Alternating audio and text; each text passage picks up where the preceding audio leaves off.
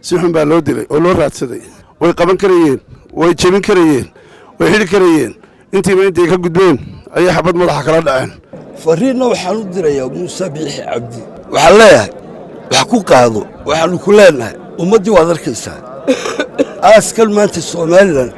kuma kala maqnaa waxaan kaaga baqayaa sida maxamed siyaad barre inaad tidhaahdo walaalayaal mudaharaadka joojiya iyadoo saacaddu dhacday waxaa halkan maanta ka dhacayna diifiyada ka daawo taan kaaga baqaya waa taasoo kale maanta dhiigga xabaasha la geeyey wuxuu xoreeyey somalilan godobtaa maanta ragga dhintay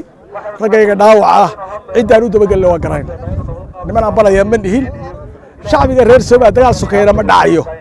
Somaliland siidhigaasaan kaga tegaysaan Somaliland godobtiisa waa raadsadaa geesi miigani waxaan halkan uga soo jeedinayaa xukuumadda dadkaas sida ugu dhaqsiyaha badan leh in loo soo xidho dadkaas waa dad la garanayo annaguna waxaanu ka mid nahay ehelkii sida xun waliba inanka dhalinyarada looga dilay ayaanu ka mid ahay waxaynu maanta joognaa aaska inamadiina ka dhintay oo aad inoogu qaali ahaa ilaahay subxaanahu wa tacaala ha u naxariisto naxariista janna allah ka waraabiyo ilaahay subxaanahu wa tacaala eheladoodii iyo qaraabadoodii iyo dadka reer Somaliland dhammaan ilaahay sabir iyo iimaan ha ka siiyo dadka muslimiinta ahi ilaahay wuu karaameeyey xayyan wa maytan ilaahay wuu karaameeyey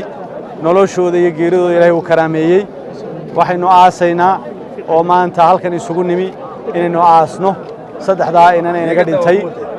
oo gacan ka xaqdan inay dishay ilaahay waxaynu uga baryaynaa ilaahay subxaanahu wa tacaala u naxariisto waxaynu leenahay waa aas halkan oo kale murugo iyo xasuus aakhiro lagu xasuusto ilaahay subxaanahu wa tacaala lagu xasuusto weynadiisa ayaa maanta oo kale loo baahan yahay wixii kale ee hadal ee taa ka baxsan way naga reeban yihiin ubax bay ahaayeen intii dhimatay allah u naxariisto inta dhaawacana ilaahay subxaanahu wa tacaala ilaahay ha u boogadhayo waxay bilaabeen taariikh cusub bay fureen waxay ku suntanaadeen halganka dib u xoraynta ku soo celinta sharciga Somaliland oo dariiqii loogu talagalay si toos ah uga baydhay wax dambiyay galeen muu jirin gacan ka xaq daran baa dishay ilmo yar yar oo ubaxa bay ahaayeen dhiigoodu maanta wuxuu baneeyey dhiigoodu maanta dhiigga xabaasha la geeyey wuxuu xoreeyey Somaliland oo si dictatornimo iyo kibir loogu socday taasay inoo cadaynaysa inagamay khasaarin meel fiican bay ku dhinteen xaqii ummaddan bay u hiilinayeen dhammaanteenna waxaynu heegan u nahay ilaa keenna ugu dambeeya uu ku baxayo inaynu sharciyadda ku soo celinno Somaliland oo maanta dariiqa ay ku dhinteen waa halkii ugu khatarsanayd ee dalku ku socday cid baa doonaysa inay ummadda caburiso ragga lagu soo diray xabadda ku dhuftayna waa kuwii cashuurtooda qaadanayay waa kuwii iyaga ilaalinayay waa kuwii dalkan iyo dadkan uu ku dhisnaa sidaa daraaddeed halgankan wuu soconayaa Somaliland baynu ka horaynaynaa sharcigaynu ku soo celinaynaa kala dambayntaynu ku soo celinaynaa waxay ku suntan yihiin mujaahidiin beena baa la sheegay kuwana maanta mujaahidiina ilaahu mujaahidnima ugu naxariisay ya rabbil caalamiin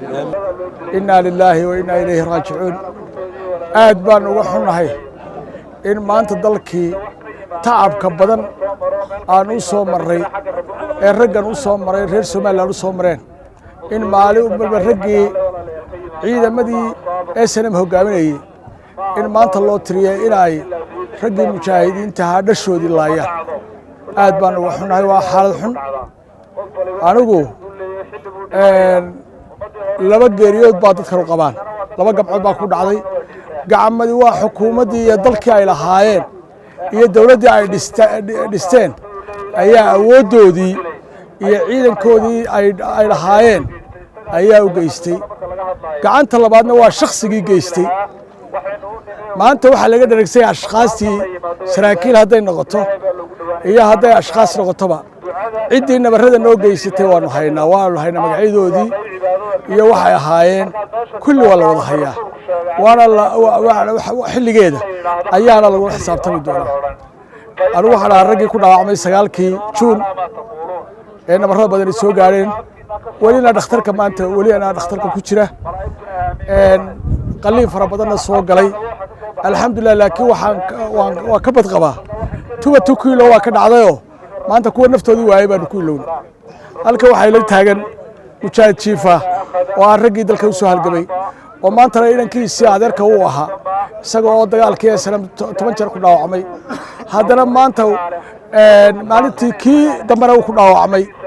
haddana maanta inankii oo adeerka uu ahaa ee walaalkii dhalay maanta uu ku naf waayey waxa weeyaan aad baan uga xumahay in ay mujaahidiintii SNM ay maalin walba dee dhashoodii la laayo anigu waan ladnahay waana fiicanahay alxamdulilaahi rabbi alcaalamiin waxaan se halkan arkay wasiir meesha la sii cararayey ciidamo eeriyana ciyaal yar buu ka cararayo markaa tiinkaas uu jiiray tiinkaa ayuu jiiray kolley waa maqlaysaa dhishekayaal iyo meesha waxay ka dhacdhacayey ciyaal carruur yar baa ku yara qaylqaylisay laakiin qiimaha uu qofku ku leeyahay bulshadiisa dhexdiisa ayay tanu tilmaamaysaa annagu shalay tan lahaa jiingad baa jeexday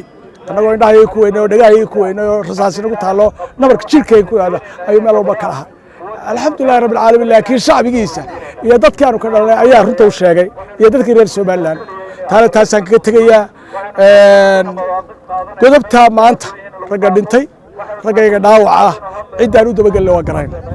niman aan balaya ma dhihin shacbiga reer somaliland dagaal sokeeyana ma dhacayo somalilandna siidhigaasaan kaga tegaysaan somaliland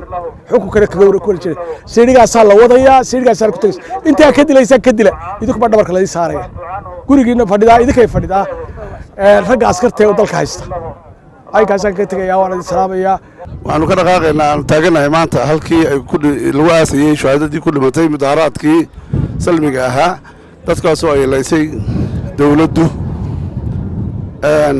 iyadoon looga aabba yeelin hadday rasaas noqoto iyo hadday sunta noqoto bombada iyo hadday noqoto gaari la jiirsiiyo intaba shuhaadadaa dhimatay qaar ka mid ah si xun baa loo dilay oo loo raadsaday dadkaa la dilay waxaa ka mid a qaar lagu dilay oo inanka yaro dhallinyarada ka midka ah suuqa magaalada hargeysa waa ka yaalla meydkiisu ee xaafadaha dhexdooda uu yaallo ee sida gaarkaa loo raadsaday ee lagu eryaday way qaban karayeen way jebin karayeen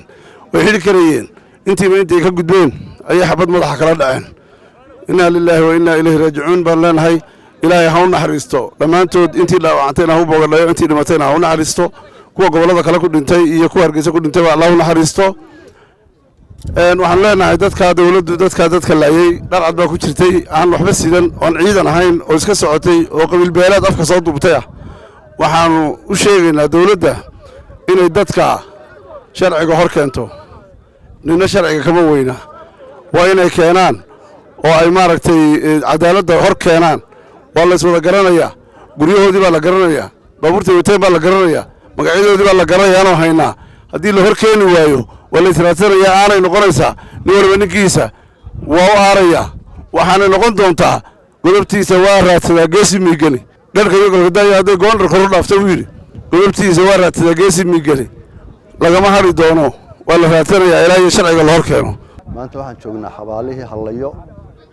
oo lagu aasay dadkii xaqdarrada lagu dilay ee xabadda nool lala dhacay ayaanu aaskoodii iminka joognaa xabaalihii baanu dul taagannahay dadkaa sida loo dilay si iminka halkan aan ka sheegi kara maaha waa si laga wada dhabagsan yahay wuxuun baan anigu halkan ka sheegayaa dadkaa dadkii dilay siib ahaan ninkii dhallinyarada ahaa ee xaafadda dhexdeeda lagu dilay dadkii dilay dad cad oo waxaan ku la garanayo weeyaan ma aaminsani xukuumaddu arrinkaa inay dadkaa dhibanayaashaa kala shaqaynayso anigu ma aaminsani laakiin waxaan aaminsanahay hadday kala shaqayso inay wax badan isbeddeli doonaan hadday laakiin kala shaqayn weydo wax badan oo xun oo somalilan ku xun oo ku xun amniga ku xun ayaa dhici doona waxaan halkan uga soo jeedinayaa xukuumadda dadkaas sida ugu dhaqsiyaha badan leh in loo soo xidho dadkaas waa dad la garanayo annaguna waxaanu ka mid nahay ehelkii sida xun weliba inanka dhallinyarada looga dilay ayaanu ka mid ahay waxaan mar labaad iyo mar saddexaadba ka codsanayaa xukuumadda inay arrinkaa ka shaqayso oo dadkaas sida ugu dhaqsiyaha badan leh loo soo xidho oo maxkamadda la horgeeyo maanta waxaynu halkan ku aasaynaa mujaahidiin ku dhintay bilow halgan bilaabmay waa saddexdiinana u horreeyey ee ku dhinta halgankan markii dagaalkii rasuulku ku jira calayhi afdal salaatu wasalaam markii ay maka qabsadeen wuu qudbaday asxaabtii u xidhay waxaynu ka soo baxnay dagaalkii yaraa waxaynu gallay kii weynay 30 sano ka bacdi oo jamhuuriyadda somalilan dowladii ka dhisnayd waxaa ka bilaabmay halgankii weynaa halgankii lagu xaqiijinayey cadaaladda halgankii lagu xaqiijinayey sinaanta halgankii lagaga saarayey meesha musuq maasaqa iyo in hantida ummadda lagu xoolaysto waxaanu ilaahay ka rajaynaynaa inuu maamulkaa maanta joogaa noqdo kii ugu dambeeyey saddexdaa inanna taariikhda xusi doonta taariikhda ayaa xusi doonta sida inankii 82kii ay taariikhda u xusto